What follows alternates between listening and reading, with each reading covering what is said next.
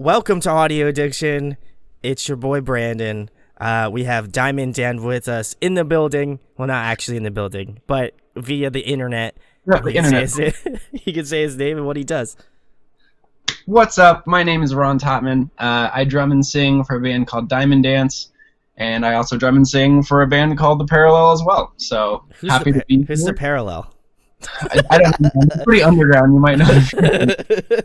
No one's heard of that before. I feel like I'm gonna get so much hate for just that first initial 5 seconds that we immediately started off that with. But anyway, obviously Ron and I are familiar with each other, and I was telling him off camera literally a minute ago that I went up to Canada to go see them, and shoutouts to Northern. Love you, miss you guys, hope you're staying safe out there.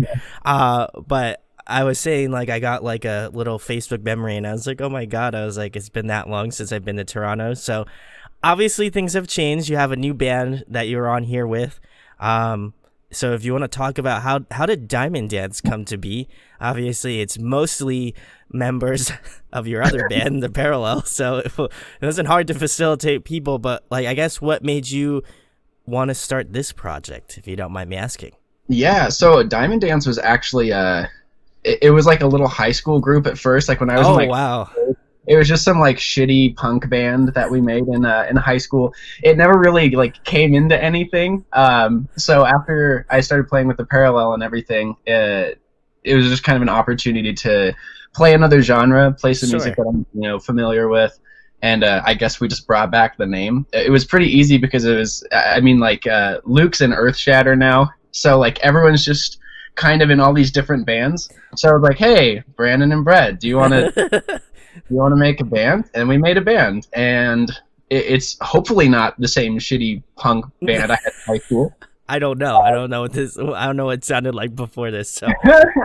But now there's just like running jokes where it's like, oh, we should all do like these tours with the same band's lineups. Can it be Earthshatter, or can it be Earthshatter to open?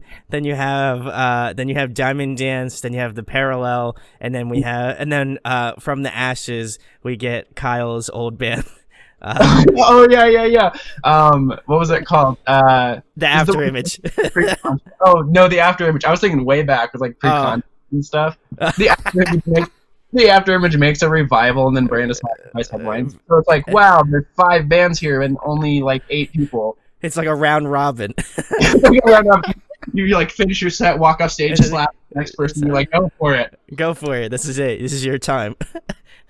But you're like you'd be on stage for like a good majority of the.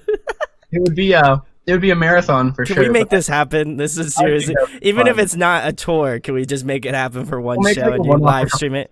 It's like a low-end festival date. It's like 8 bands, but it's just all of us. Oh my god, this is the future. But I guess, okay, so like, obviously you had started it and you're like doing some, punk crap, and then now we're into like a completely different thing. Like what was like when you brought it to Brett and Brandon, you're like, what did you tell them? Like, were you just like, hey, I know Luke's in the Earthshatter, and like, he's doing that thing, so like, were you just like, was it just like a facilitation of time to like kind of be like, oh well, The Parallel is really not doing anything now as of currently, so like, let's just do something fun that may transpire into something else? I think it came from a plethora of areas. One was just like, having more creative outlets and more things to do. Brett, Brandon, and I also all share a love for just like lighter music as well. Like Brandon's super into like C2A and like, really shreddy guitar. I love Circa Survive. Brett's really into like a lot of lighter music too. So it was kind of like, hey, do you want to make something that's not metal? So when we're playing metal, we can play metal, and then when we're not playing metal, we don't have to play metal. And then we all kind of just hopped on board with it. Just kind of talked about bands that inspire us, and just tried to make something unique out of it. And here we are. So I feel like it was. I feel like it is. I don't want to say past tense because we're living in the future. You're already sellouts. Alright, so you guys suck. No, but I feel like when I had listened to Cornerstone, I was just like, this is so like post-hardcore, like Anthony Green, like a little bit of Hail the Sun, a little bit of, it's like that. It's like a little bit different, but obviously it's so strange seeing you guys doing this, because it's like, I'm just used to like that. Yeah.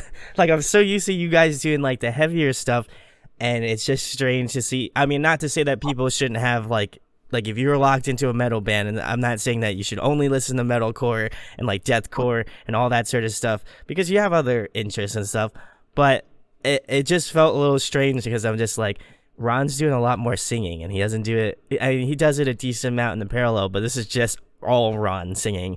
There are plenty of jokes too where it's like, all right, what if after this bridge we just pick up a 7 string and go at it instead? Where it's like, yeah. But yeah, it's this band's a little more on the cathartic side for me too. It's just an opportunity to do nothing but really sing. I don't even like, I drum in the band, but I don't really drum in the band. It's just kind of like, let's put drums here to kind of fill the space. So it's nice being in an area where I can kind of give myself an outlet in a different sense. Because I really like singing, and honestly, the parallel kind of like started getting me into that. And now this is just a good opportunity to kind of fill it in. When you said it sounds kind of like Anthony Green, Hail the Sun stuff, it's like the best compliment you could give, so thanks. You're welcome. I feel like for me, that's like, that was the initial thing that like spoke out to me, was like, he has that, not like super high voice, not to be like, choke up them, I'm not going to say it because YouTube would demonetize me, but like, I feel like it's like those higher register vocals, like it's like those things that like even Picturesque, same kind of boat, like all of those vocalists have like a higher register, but I'm curious to see how you'll manage like the rest of the songs that come out and like all that sort of stuff, because obviously with the parallel you do some singing, but it's not, I feel like in this context of this band, I'm going to be able to understand and see like more of a different side of like musically what you guys are doing, especially vocally. Like, I'm like, is he going to do like lower register stuff? Is he going to do like falsetto stuff? Like, what am I going to get from Ron? Because I don't even know my vocal range. Like, this is going to be a learning adventure for all of us, because I've never been classically trained in singing. I've never been, so we were like playing Oracle back, and I'm realizing that it's like half a key too high for me to sing like live, and I'm like, oh no. And then Cornerstone rolls around, and I'm down here and singing lower. So it's gonna be an adventure all around. I did not know about that about Oracle. Now it's gonna be like, because that is high.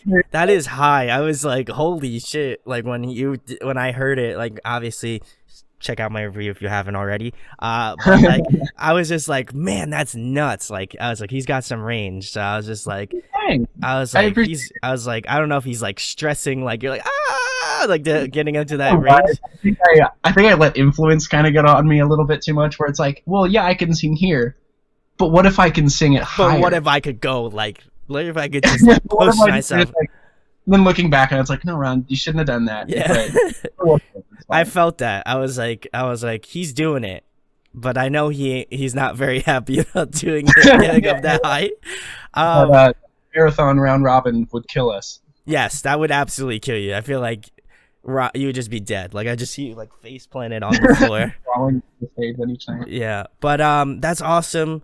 Obviously, you guys do you have plans to play any like live shows and doing some like live touring under this? Because obviously my next question would have been like, are you guys going to be playing shows and stuff like that? Or is this going to be more so like an internet band, An internet band. Internet band.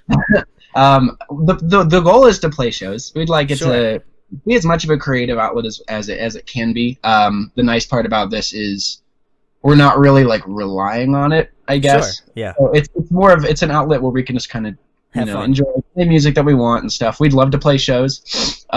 It is still tough with Canadians and Americans in the same band, so like the process is a little. Yeah. But we were like, yeah, let's play shows. Then we're like, we have one song. Oh, okay, we should probably write more songs. You play one song, you're like, see you later. Times, get off the stage. So we're recording an EP later in the year. Going back to our boy Nick in Ohio, Nick Ingram, right? And I mean, hopefully hopefully we can, because the whole thing with the border closing thing is happening, so we don't know how long it's going to be. The but coronavirus. Don't say it, you're going to lose your 7 I cents. said B. Yeah, you're right. Oh wait, 5 cents. Sorry, I have to knock it down. Inflation, right? Coming at you. But yeah, that's the goal.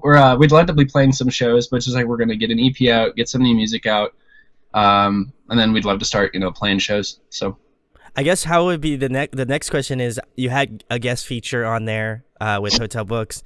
How did that happen? Obviously, you guys were on another record label, and so. How did that happen? Was it something that just came naturally, or was it something you asked for, or like kind of a combination of two? So I met Cam under weird circumstances. He was actually touring with Landon Tours a few years back. It was like him, Kai Rogers, and I was in a Starbucks in Salt Lake City, and like him and Landon Tours came in, and I was like,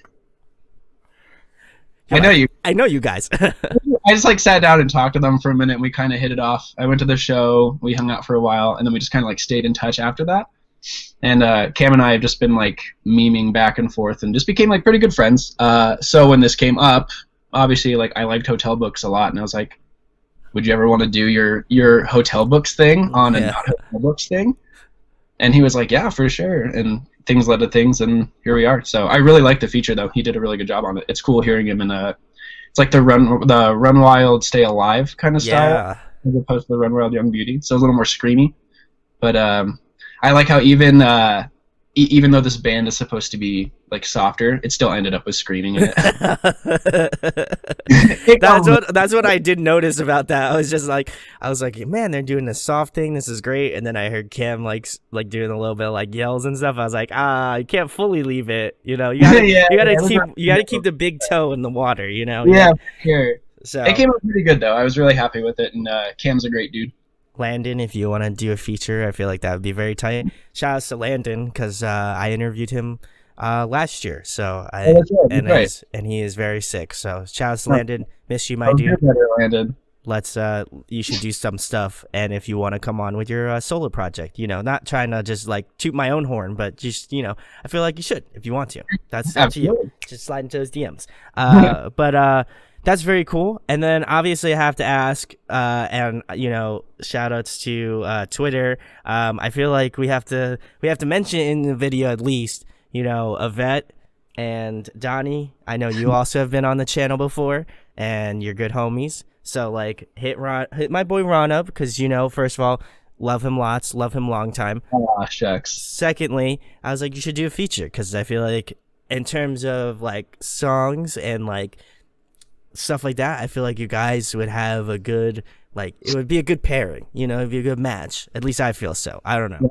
That would be a blast, honestly. Having any involvement with Donnie and Yvette would be phenomenal. They'd be stepping down a little bit, but oh, come on. If they're willing to, I would love to have them on. So. I feel like they wouldn't be stepping down. I mean, Yvette liked the Twitter post, so like, we out here.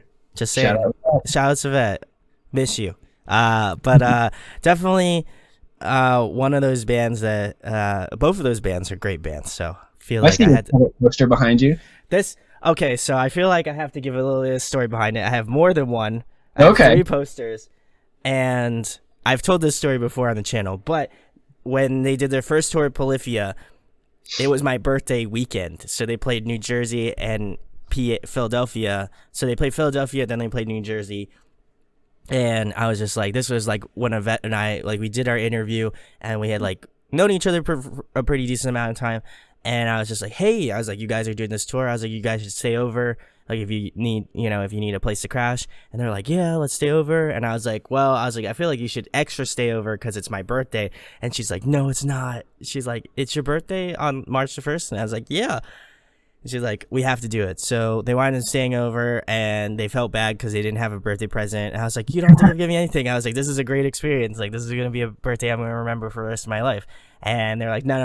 We're going to do something. So they like went into their van, and they wound up giving me all 3 of these posters, and they all say happy birthday on them. So that's super nice. They are sentimental pieces that no matter where I move to and how old I get, I will savor and keep all of these on my wall at some wherever I live. So What great humans. I like that. Good story. I know. They're lovely people, and I miss them dearly. But those three, I don't think anybody's first of all not gonna have happy birthday on their posters, and secondly, they're not like they have like cool little writings on it. So definitely appreciate them a lot for it.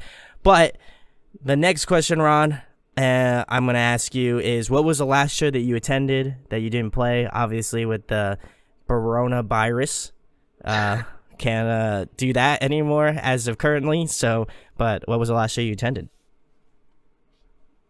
I actually think the last live show that I attended out here was when Rings of Saturn came through. Oh, nice. Yeah, because Grand Sacrifice was there, so I got to meet up and hang with them for a little bit. That was a minute ago, but I think that was the last like live show I've been to. I haven't gone to as many as I should this year, but I missed the trilogy tour. I was really bummed. I got one day off. I was planning on like Wednesday, and it's like Tuesday night. They're like, "Oh yeah, Salt Lake City were great," and I was like, "So that would have been cool." Those bands are all doing amazing right now. Invent, Currents, Silent Planet, Greyhaven, they're all killing it. So that would have been that was a stacked bill. So I'm bummed to miss that one, but yeah, last actual show was Rings of Saturn. If you missed the tour, I have all of the live sets except for Greyhaven, unfortunately, up on my channel. So check them out. Okay. That's for that's for everybody. But obviously, by the time this comes out, I feel like it'll just be beyond people's mindset. But check them out, Greyhaven. Out of all of the bands, I mean, I love all of them. Shouts to Brian, which I can announce now. We did a sick interview together. So Kurt's interview coming out very soon. But Greyhaven it's definitely the most underrated band out there now. I'd have to say they are phenomenal. So go out and see them if you haven't. Obviously, things are a little tumultuous now, but when things mull over, when they're playing again, please go see them because they're awesome. Very cool. If you're like Every Time I Die meets like, I don't even know. They kind of have a little bit of a Silent Planet-esque vibe, but I don't even really know how to place them. But definitely Every Time I Die, I feel like is a strong influence for sure. Yeah. So, but next question, Ron, the big one. Obviously, you said that your influences have changed for at least this band. So I guess who influenced you and what kind of influences Diamond Dance as opposed to the other band, The Barrel? I'm just not gonna say. I'm gonna go away from saying the P. Any P word. The Barrel. So I actually was a late bloomer to metalcore in the first place. Oh, so wow. I didn't start listening to heavy music until probably like beginning of college. Wow. So like post-hardcore and like, heavy, not metalcore heavy. So Diamond Dance has a little more of my I guess my original music. My roots. My roots. Circus Survive is huge. On Letting Go is like the album that got me into music in the first place. Nice. So definitely just like the tremolo and soundscapes for Diamond Dance are definitely from Circus Survive. One more modern band that's been really influencing me a lot is Capstan. Dude, so that EP, Cultural Divide, I have had that on repeat for like the last year, and I want to say it's like some parts remind me of that EP, but they're definitely a killer band. They influenced me a lot. Vocally, the Deer Hunter. Yes. I don't know if they're still doing anything. The Deer Hunter's been a huge influence, and Harvard. Oh, Harvard. They aren't a band anymore, but The Inevitable and I is up there with On Letting Go as like prime soundscape. Yeah. Like atmosphere, like whatever, delay pedal, whatever combo they're using. I don't know anything about guitars. It sets it perfectly. Like it sets the mood perfectly. And that whole record is just like a trip. So Circus Survive, The Deer Hunter, Harvard, Hotel Books. Honestly, I've always liked spoken word and stuff like that. So it was cool to collaborate with him. Let's see. I want to say those are the primaries. Those are the primary ones. I actually made a playlist. If you go on Diamond Dance's Spotify page, there's like a Diamond Dance inspirations, and I kind of like put songs there that you go. over time, I guess, have influenced me. So That's good. I like that. Good, smart marketing move. I like that. thanks. I feel like I could vibe with that because you boy a marketing major, so I could respect that move. But I do feel like listening to the band, like obviously I know you did a cover of the Harvard Inevitable track off of the Inevitable and and I was just like, I wonder if he's just gonna do a band. Like ironically enough, like when I was watching that, I was just like, I wonder if he's just gonna do a full like he's just gonna be a band and do something like style to that. And then like not much longer after that, you're like, hey, doing this new project, and I'm gonna tell you what it is. And then like I heard like a little clip, and I was like, okay, now I get it. So yeah, I feel like Harvard. Well, first of all, underrated band in the scene. They 100. were like gruesomely underrated, so I want to give them a shout for that. But yeah, no, I feel like a lot of the vibes, especially vocally, you take a lot of cues from Harvard, and I know that's probably a very good thing, but like to me, it just felt again in that sort of era of post-hardcore. Like I also felt like another band that you guys kind of have a sound similar to is like I don't know if I'm gonna pronunciate it right, but it's In Aviate or In Aviate. Yeah, In Aviate, I think is what I think. I could be wrong. I don't know. I could be also wrong too, but I feel like in that like rise core era of post-hardcore band, like I feel like those, like even I mean obviously Circus Survive's not a rise core band, but I felt like in that sort of genre or like space, I felt like you guys are kind of encapsulating that time period. Obviously maybe not 100%, but I feel like a lot of those influences come out in that style of music, and that's what I love too, because I wasn't originally just like straight metalcore. Obviously I listened to it, like some of the first bands that I listened to were like August Burns Red, because Philly, obviously. Right. But like I felt like a lot of the stuff that really got me into music were like those post-hardcore bands, so it's cool to hear that you guys are drawing from like Harvard and like some of those more understated like post-hardcore bands. Deer Hunter, I feel like they get gruesomely underrated too, It's tough sometimes because I think every like musician has had the thing where like if a band influences you, you find yourself writing exactly like they. So there were so many things where I was like, well, what if we do this effect? And it's like that's literally off of the Inevitable and I. So the goal is to like fuse like influences or like musicians that really inspired me. Sure. Make something unique out of it. Make something new. Make something that I don't know. I really like the concept of when you play a track, it can just make you feel something right out of the gate. The like nostalgia. Yeah. It doesn't have to be lyrics. It doesn't have to be like just like the ambience, how you say that, like it just like sets the mood and just like keeps you for the whole track. Yeah, that's like a big thing with Diving Dance too, and I think Circa and Harvard are like the masters at that. Oh, 100%. First 5 seconds you just get goosebumps, and then whatever they're doing for the rest of the song, they're doing like they set the mood and they know how to do that. So I feel like like I said, I'll back it up. I do feel like a lot of your stuff has that nostalgia feel to me. Like as soon as you were like, here, listen to this is the new Diamond Dance track, I was like, this feels very nostalgic to me. Like I couldn't quite place it. Like obviously I like after multiple listens I was like, okay, I got that. And then I also like asking the question because now it's like, whether I'm like in the pocket, I know which bands they're trying to like shoot for or vibe with, and then I also could just be like thrown for a loop and they're like, nah, I went for like Kid Cudi, that's my vibe. So then I'm like, okay, cool, like would have never expected that. But I feel like a lot of your stuff feels in that sort of pocket but feels like modernized to the point where it's not like, okay, they're like stuck in that post-hard 2000 like 2000 early 2000s like post-hardcore.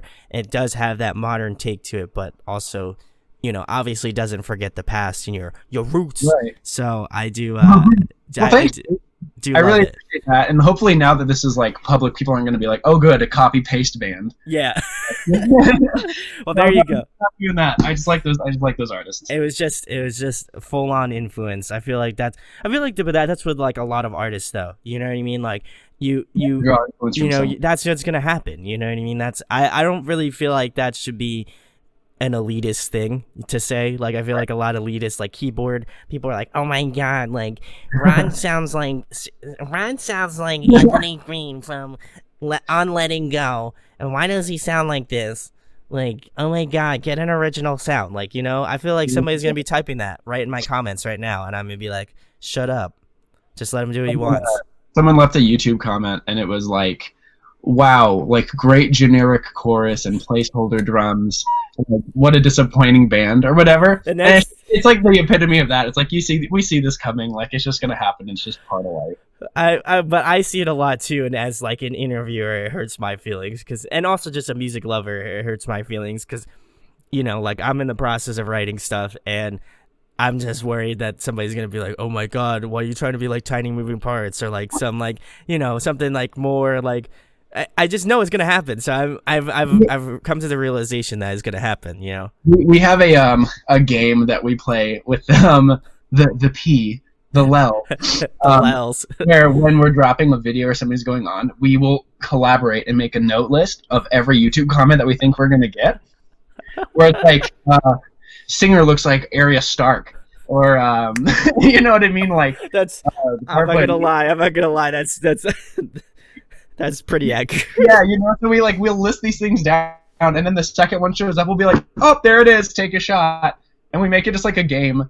So it's like, it puts a little bit more light on YouTube comments because you expect them. So like when they come up, it's nothing new. Like we've just seen this, we make a laugh out of it. So I do the same. I do the same thing. Like I'll look, like whenever I like post an album review, I'm just waiting for someone to be like, oh my god, why you gotta be like on them so much about like everything? It's not the best record that they've ever done, all that stuff. Like I've gotten that before. It's not. I'm not averse to it. It's just I think it's funny how people will say something online because they know there's no repercussion to it, but then like if you actually saw them in person, they'd be like, oh my god, Ron, you were awesome, I love you, man, great vocals. And then later online, they like somebody would be posting a live set from like that show, would be like, Ron sucks, he sounds the worst, why does he sound like so nasally? And they're right. Yeah. Nah, you sounded pretty good live. When I saw you at the lull, like when I went up there, I was like hard pressed. I was just like, this man is working. He's doing them drums, and it's not like easy drum parts. Like I was like, you clearly make it hard on yourself. And then I'm like, you're gonna do vocals on top of that. I'm like, that man is a marathon runner, and you need to give him more credit. People don't realize, because I've had a few people be like, wow, you drum and sing? Like that's a lot of talent. It's like, guys, you don't realize, like I can't drum and sing. Like it's a ploy. You do a good, really good job of playing that off. So, you know, we're hanging in there. I think you do. I think you're just giving yourself less credit, which I appreciate you being humble. But when I saw that, my jaw was on the floor because I was like, I know I can't do that. I was like, I could barely do these YouTube videos. So I was like, I can't even imagine being in front of people doing drumming, which is already difficult, and then being like all the way over there. Sure, you just like do this and sing something, and you're basically there. So, but the next question, Ron, and keeping it more current, who have you been jamming recently? What's on them Spotify, boys? Let me pull up Spotify right now. Actually, there you go. It's bring in your homework portion of that. I've been listening to. Okay, so I do have a soft spot for like Puya. Ooh, okay, so emo rap. I'm a little bit. I've really been into Crumb. Okay. The band Crumb. Let's see. I primarily listen to like lo-fi, like studying. Studying.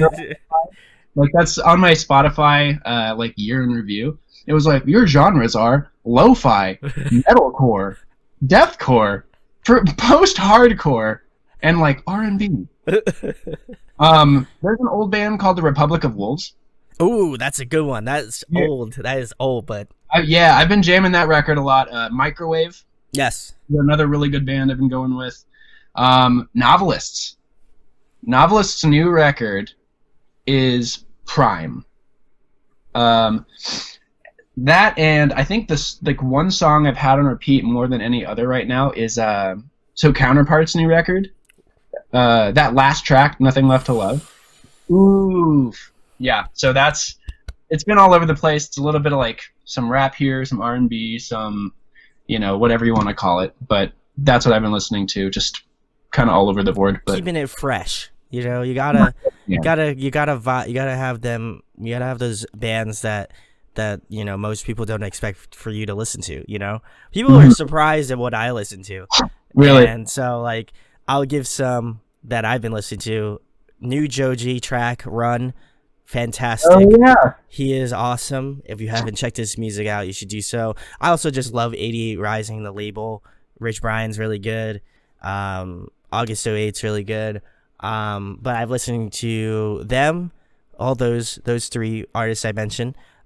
Sleep Token, they are fucking phenomenal. Oh, I've heard Sleep Token. They are very good. They do anything from like that like heavy shit to like one track that I can mention is called Sugar, and it feels like an R&B like Usher kind of track. And I'm just like, what's a band so versatile? So I love them. And then I've only heard the name, so I haven't actually listened to Sleep Token. Give them a listen. They kind of judge the map pretty much everything. Like they have like moments of like Silent Planet, like a lot of their more like ambiency of that, and then they have, like I said, an R&B kind of S track, and then they have like Bust Your Face In, like straight metal, like genty sort of tracks. So love all that stuff. And then I would say one that I guess a lot of people don't expect for me to listen to is shouts to Lizzie Farrell. She has been putting out some heat recently, and I've been listening to her latest EP, and then she's going to be releasing a new record in a month.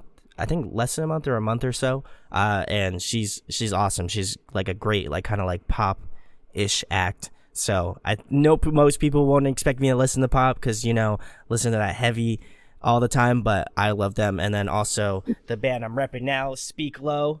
Hey, love them too. So those are the ones, not to take up Ron's time, but those are my ones at the current time I'm listening to. Yeah, look at him. He's so mad. So upset. He's gonna leave it at any point in this interview, and I feel like it's gonna be now. Yep, see, there he goes. He's leaving. But the next thing, Ron, obviously, you have a different band this time around, so I'm curious how you're gonna answer this one. But if you guys could pick a song to cover, what would it be? Oh no. So actually, when we were recording Cornerstone, Brandon and I actually did an acoustic cover of Inevitable and I from Harvard. I just haven't really like shown anybody it because it was kind of an on the spot thing. Like Brandon learned the chords in like 30 minutes. And we just kind of like did a little, just like put my phone in the room and did like an acoustic rendition of it. And it was like decent, but we already did a cover, so I guess we can redo that one a little bit better. But I think it'd be fun to do some more covers. I don't know what other songs we would do, but we both really like Harvard. Make sure to comment below, just say a parallel song, and I feel like that would be very funny. An acoustic. Be like, yeah, cover Wanderlust acoustic.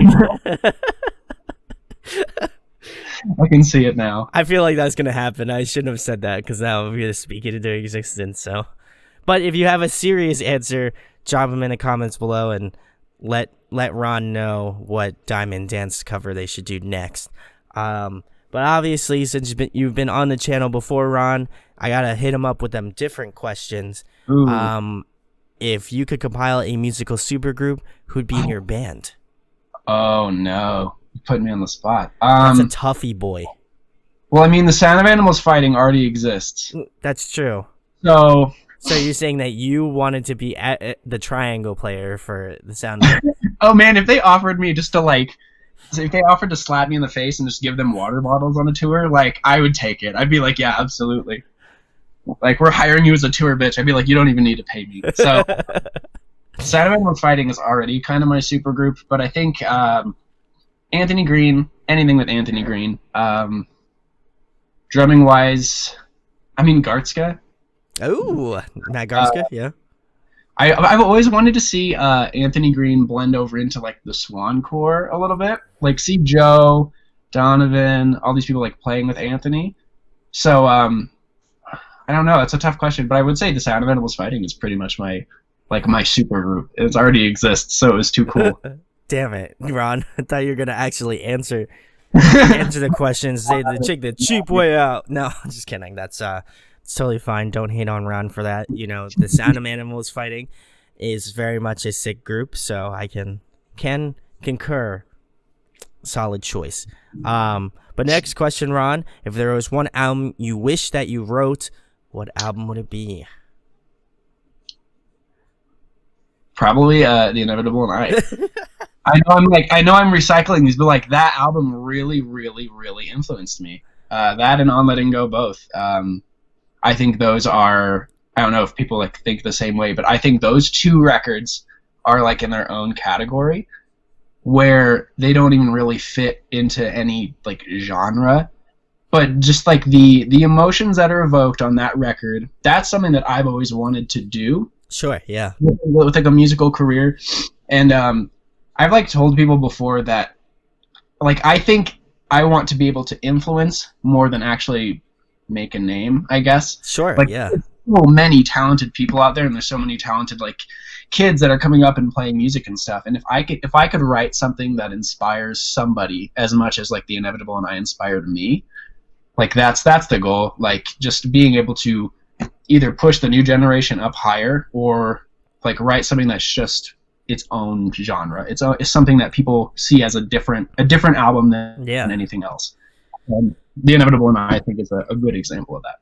No, I totally think that's a great way to look at it, because like a lot of bands, I feel like obviously they write the records for themselves and they like not to sound uber narcissistic, but that's the case. You're in a band, you write it because you enjoy writing it. But I think whenever a band is able to transcend that sort of thing and be like, your album is so much more in a category of its own, that I think that's really cool. And a lot of like, like a lot of the bands that I love are those bands that are in that category, bands that, feel like, you don't want to put them on a higher pedestal, but you're like so engrossed with like their records and like how they've kind of progressed as a band and stuff that like you're like, oh my God, I need to have them out there. And I know you mentioned them, but I would say for myself, like I the Mighty is like one band that I feel like categorically they've kind of just grown. And then another band that I feel like a lot of people don't talk about, Artifacts Pareo.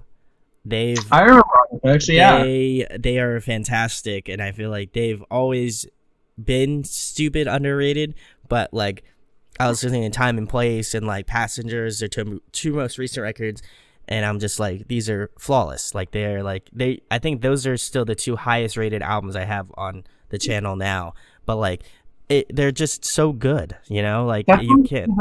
That baffles me about music too, is like when you listen to a record like that, it just goes over your head. You're like, how did they do that? Like I cannot touch this. Like nothing I do is going to be this good. So like when you pull it as an influence, it can only do so much, because it just blows me away what some people are capable of like playing and recording. Yeah.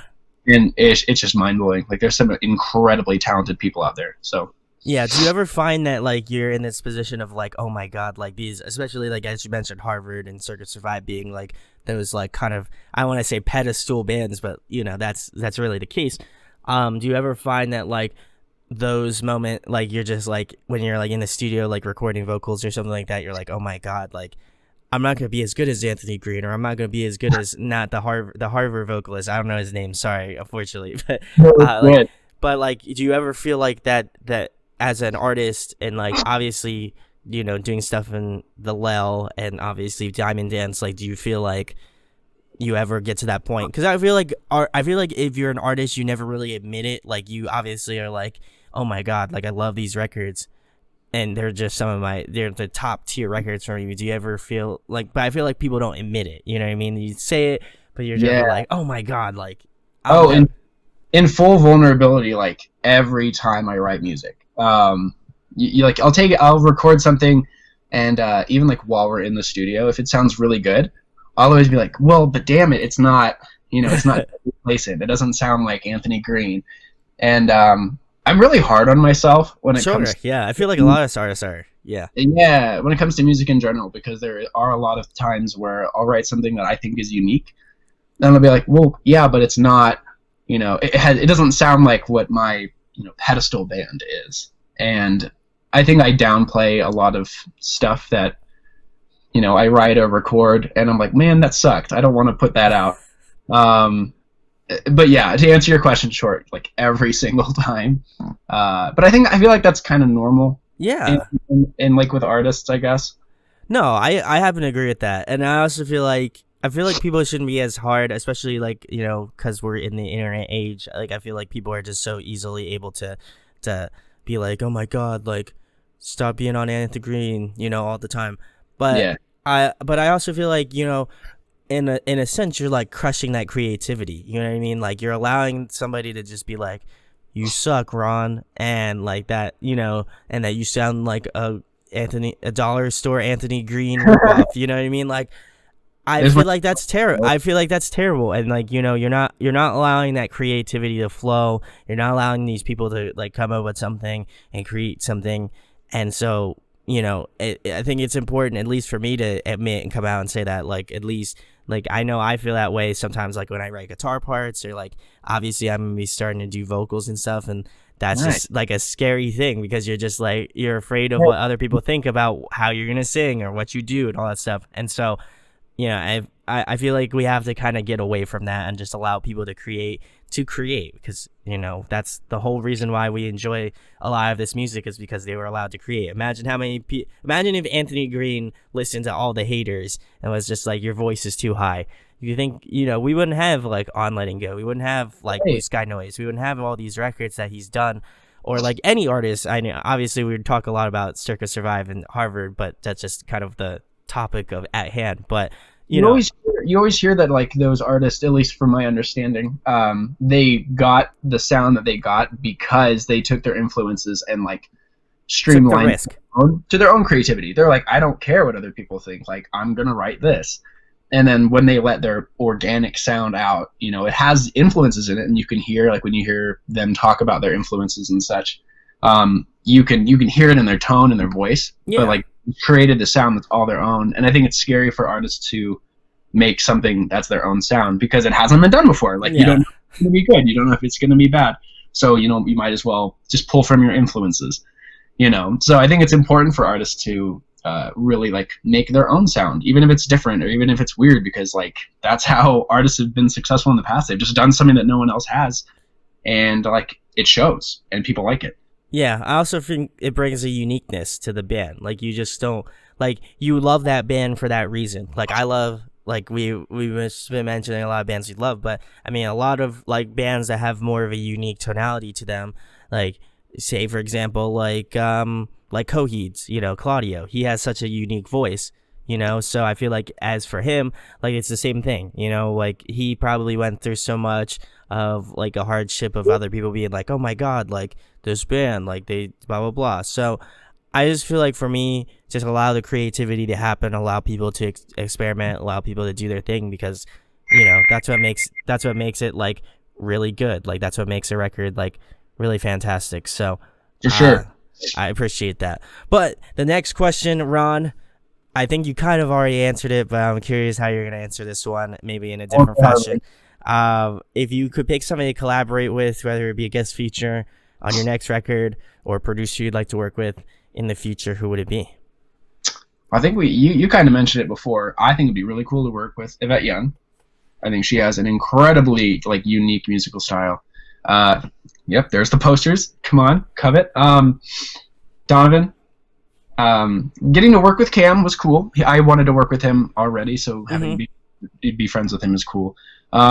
Obviously, Anthony Green. If I had the chance to collaborate and just like write a song with Anthony Green, I would shit my pants. I think probably number one is Yvette right now, because she's very unique, she's killing it.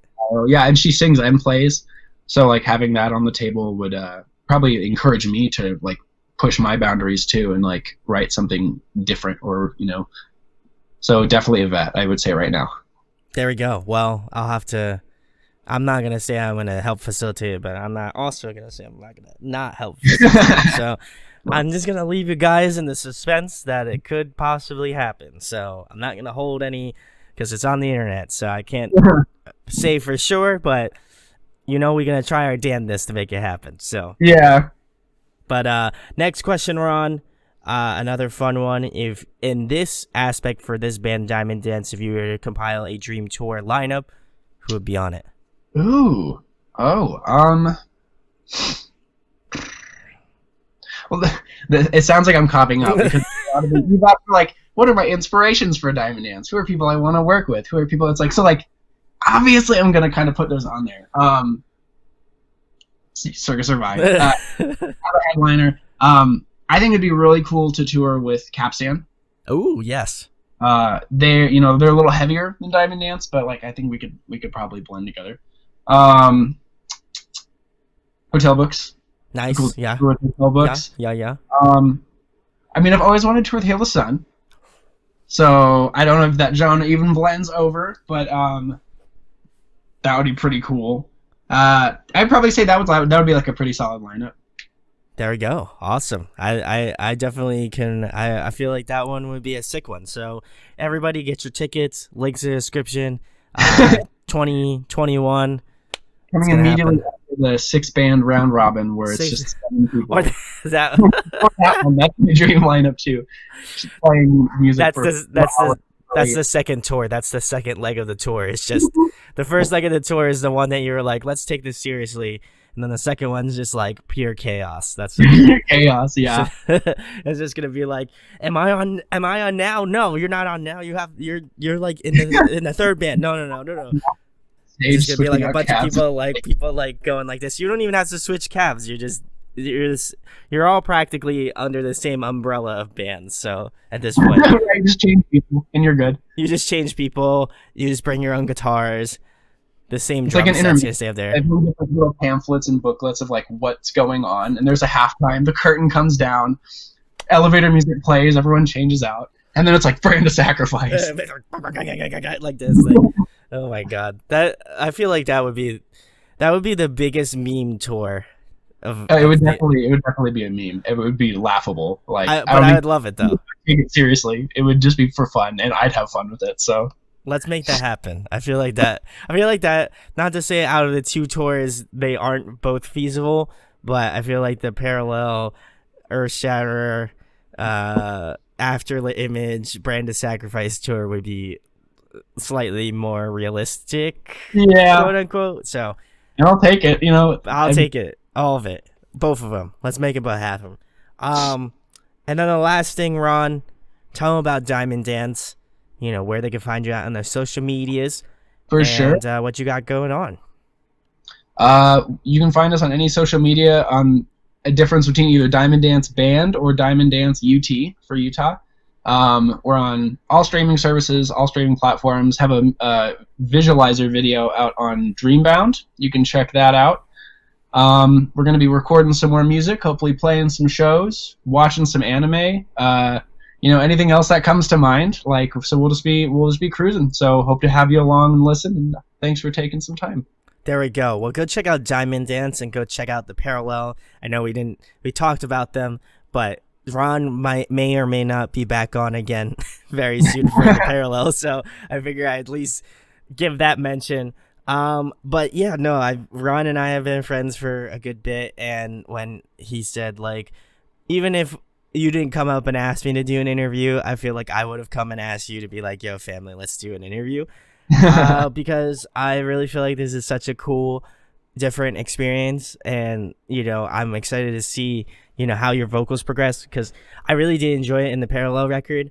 And I was just curious if you're ever going to be able to do it like on like a larger scale. So now I'm finally getting that dream that I requested to happen. So I'm glad I get to hear more of Ron's angelic voice on any sort of record. So you should go check out Diamond Dance. Links are in the description. Go check out their new track, Cornerstone, featuring Hotel Books, which is very cool. Also shout outs to our friend in Dreambound. They are awesome. Find a lot of killer bands on that site. So even if you don't go check out Diamond Dance, which you should anyway, but if you don't, you should go check out Dreambound, because they have a lot of really awesome talent. And actually, a lot of bands that I've had on here have been through Dreambound. So go check them out. If you enjoy this interview, share it, like, and subscribe. Make sure to go like that tweet on Twitter about getting Hail the Sun and Yvette Young on the track. I feel like Yvette's already kind of in the books on it, maybe. I don't know. I don't want to read into it too much, but it could happen. Who's to say?